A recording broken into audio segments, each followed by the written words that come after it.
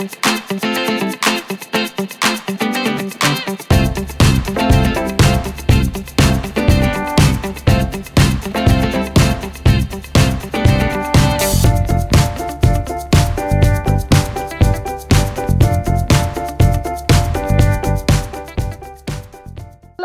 to another Tabler's Glass Emporium YouTube video. Today we're continuing in our space series and I wanted to make a 3D space themed piece, and we made this with super cool planets that we made with pressed glass, pressing our confetti, as well as other cool dichroic planets and our amazing rocket with this dichroic rocket fuel out the back. I'm loving our cosmos in the background with this technique I've come up with. Just creating these fantastic space themed pieces. So today I'm going to show you how we made this.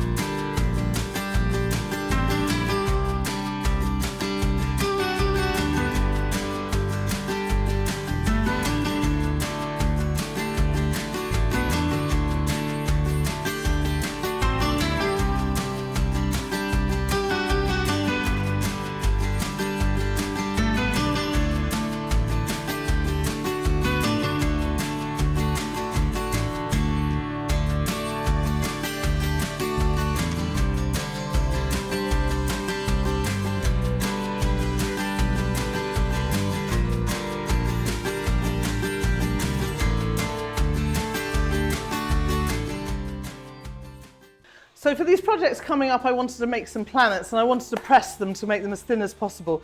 So I saw someone else who made some things that I thought, oh my God, those look like planets using our confetti. So I've got a sheet of kiln paper here that I've just drawn some circles on, and I'm just going to literally fill them up with the confetti in mostly using the tubes, and I'll cut these off just so that they kind of fit the round. I can always grind them because I have a grinder afterwards to get them to the round size. So I'm not too worried about that right now. I just want to make sure that they're big enough for this particular shape. So I'm going to fill all these up.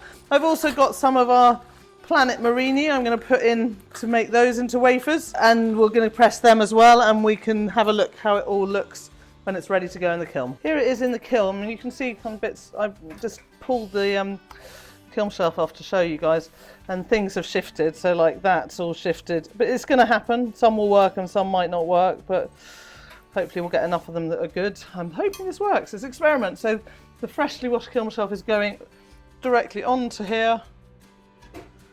Try not to let it move too much, and then we're closing it. We're taking the kiln up to 860 for 40 minutes to press.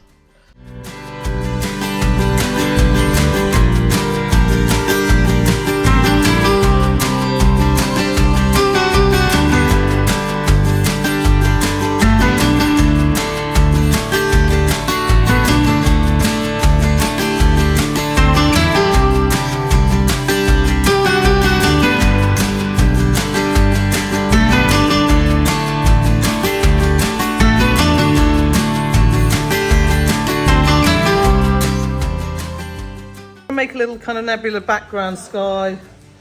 I'm not worrying too much about, I'm going to have a rocket across it, and where am I going to put the nebula, because there's not going to be a lot of space to see it, but I'm going to put a little one here and maybe another something up here. I'm using these slurries. If you look at other videos, you'll see it's just making mixing powder with water, and I found that this makes brilliant nebulas.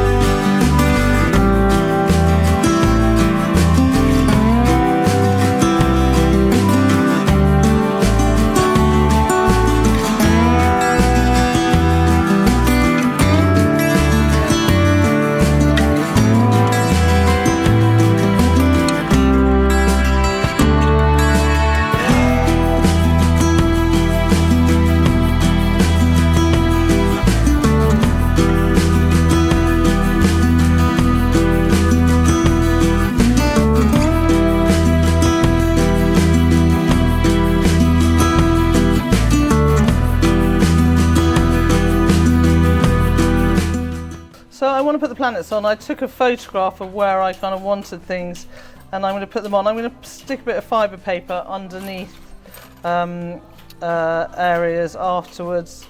So that one I'm going to put dichroic side down. Goes kind of here. Yeah, because that will be over the top.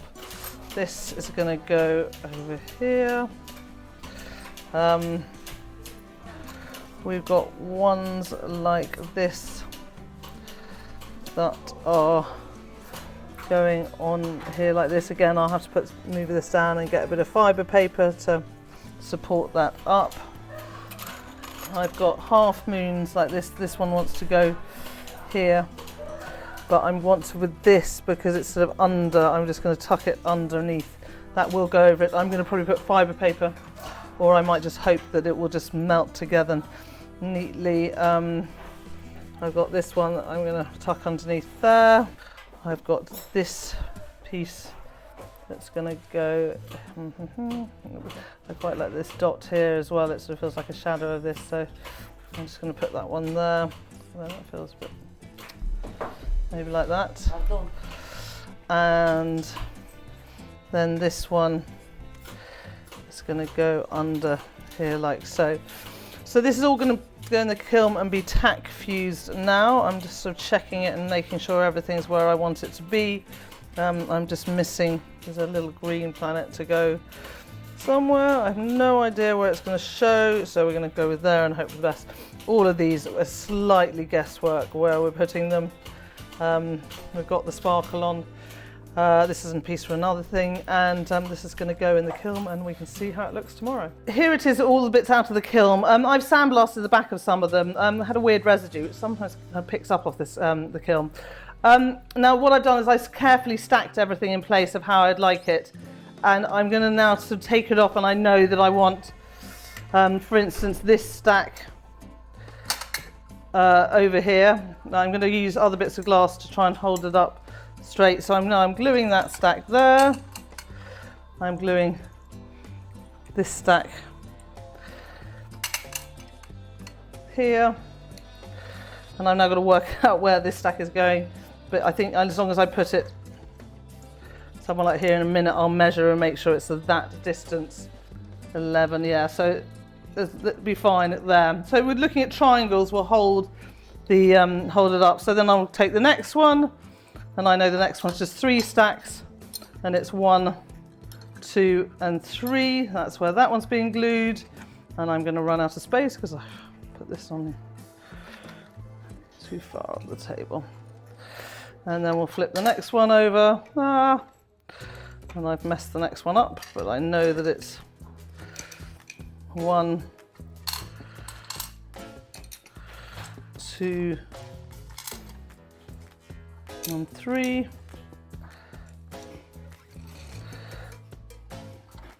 Really, and we've got, and then we've got the last one, which is 1, 2, and 3. So now I can glue all of this together, and then I can glue it into the piece. So here it is, all nicely glued together. Absolutely love this. So having so much fun with the spacing things. I just love the way the dichroic planets really kind of glow. They send the light back, and they're just perfect. I've always wanted to use more dichroic in my work, but never really had a way to do it, and it just really works. So works with this. Love the different layering. It gives this piece such a feeling of depth. Just totally love it. Can't wait to see this in some kid's room out there and see what you guys do with our space themed Murrine. You can find them all right now at tabithasglassemporium.com. Go check them out. We also have some cool alien Murrine that you can see in other projects we're going to make soon, and we have them all on our website. There you can sign up to our newsletter and get all our latest information about new products, anything that goes on sale, and other new cool videos. And until next time, happy fusing.